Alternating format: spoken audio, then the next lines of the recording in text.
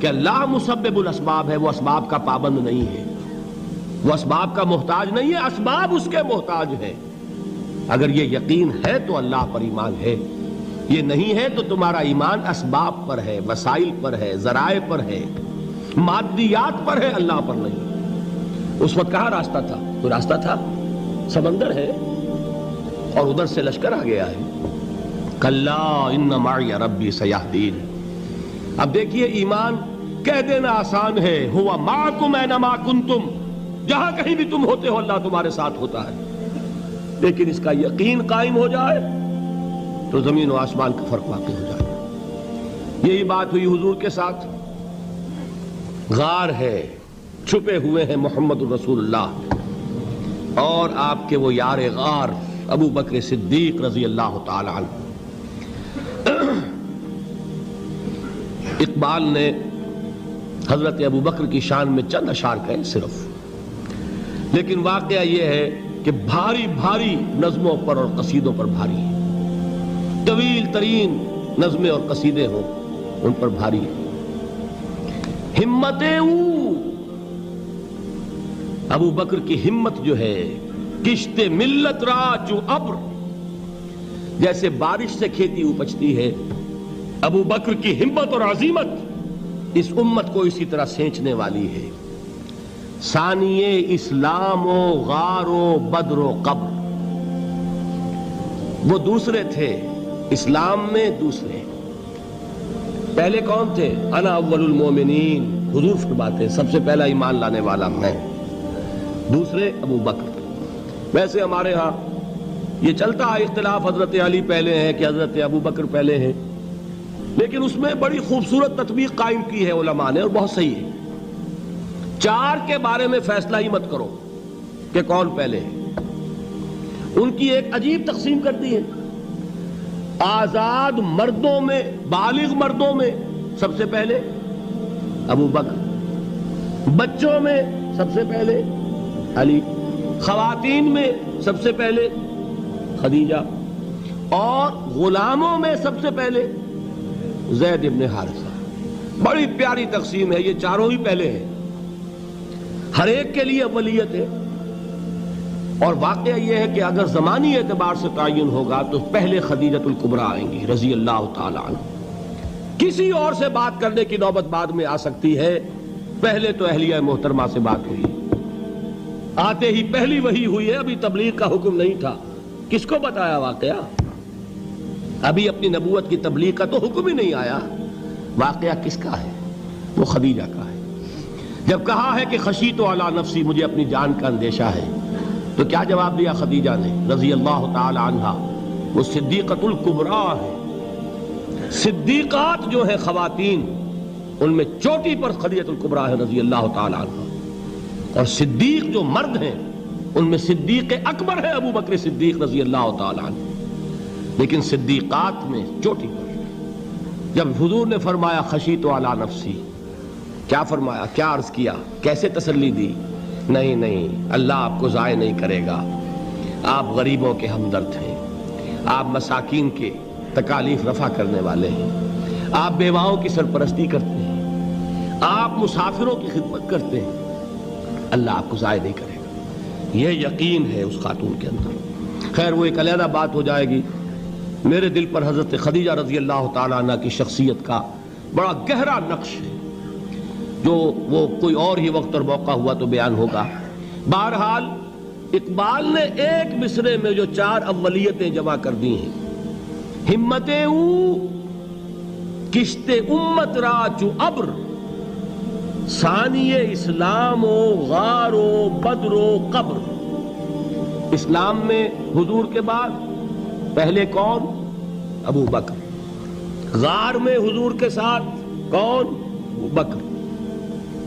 بدر کی رات اللہ کا رسول سر بسجود، وہ جھاڑ، وہ گھاس پھوس کی جو جھوپڑی بنائی گئی تھی، اور وہاں تلوار ننگی لے کر پہرا دینے والا کون؟ ابو بکر۔ اور اس حجرہ عائشہ میں محمد کے بعد سب سے پہلے دفن ہونے والا کون؟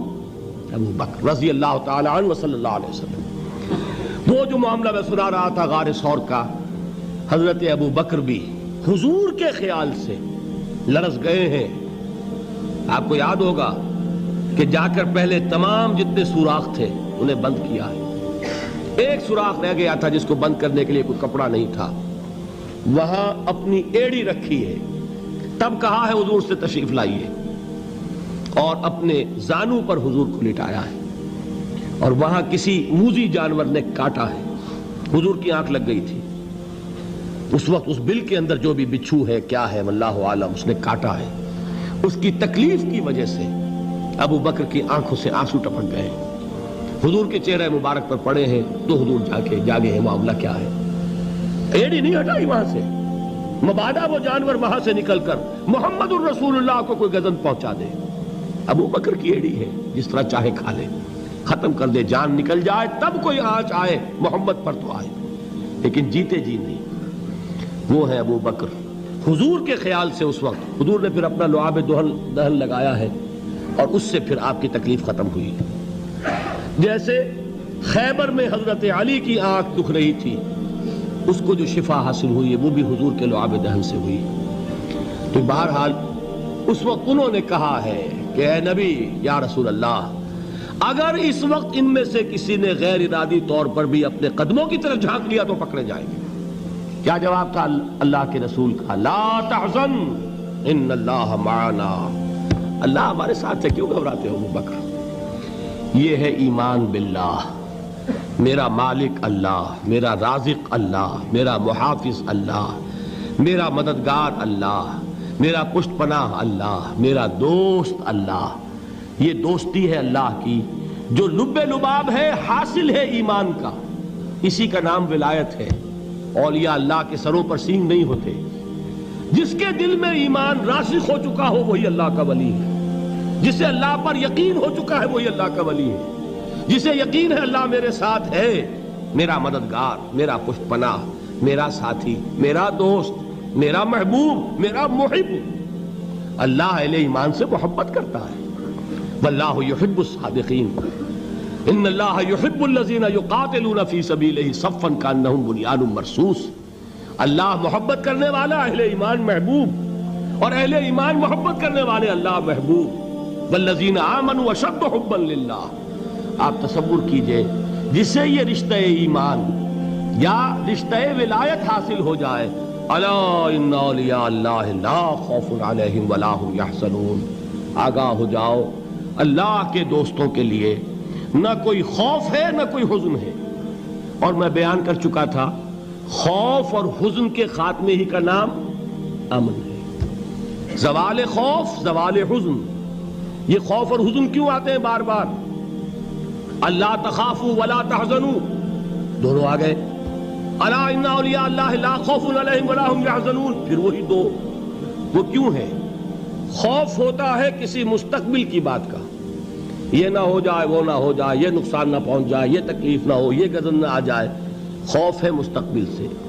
حزن ہے یہ کیوں ہوا, یہ نہیں ہونا چاہیے تھا, یہ میرا فلاں چیز میرے ہاتھ سے جاتی رہی ہے, فلاں موقع نکل گیا, اب بیٹھے ہوئے ہیں اندر ہی اندر کڑ رہے ہیں, صدمہ ہے اور رنج ہے. اور جو اللہ پر ایمان رکھتا ہے وہ جانتا ہے ما اصاب من مصیبت فی الارض ولا فی انفسکم الا فی کتاب من قبل ان نبرأها ان ذلک علی اللہ یسیر لکی لا تعصوا علی ما فاتکم ولا تفرحوا بما آتاکم واللہ لا يحب کل مختال فخور. اس زمین میں یا تمہاری جانوں میں کوئی تکلیف, کوئی مصیبت نہیں آ سکتی سوائے اس کے کہ جو اللہ نے لکھ دی ہو, اس سے پہلے کہ وہ ظاہر ہو. جس کو یہ حقیقت معلوم ہو گئی اس کو یہ طرز عمل اختیار کرنا چاہیے.